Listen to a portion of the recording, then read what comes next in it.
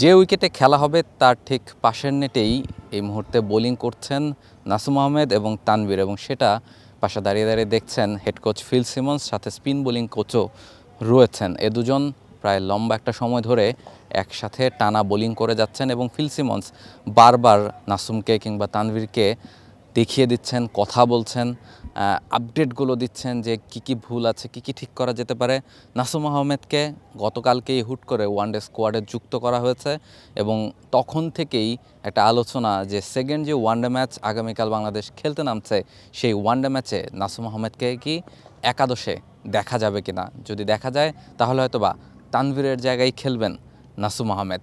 নাসুম খেলবেন কি খেলবেন না সেটা জানতে হলে অবশ্য আরও কিছুটা অপেক্ষা করতে হবে। তবে প্র্যাকটিস সেশন দেখে আপাতত মনে হচ্ছে নাসুমকে খেলাতে চায় বাংলাদেশ দল। সব মশার বিরুদ্ধে সুরক্ষা দিতে এলো বসুন্ধরা এক্সট্রিম অ্যারোসল, মশার বিরুদ্ধে এক্সট্রিম সুরক্ষা।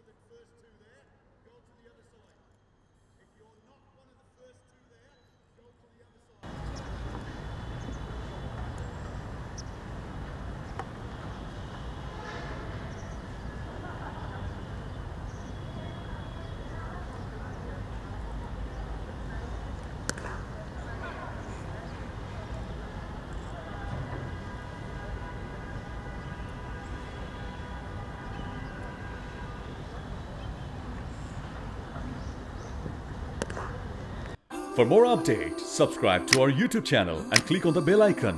Follow us on Facebook and Instagram.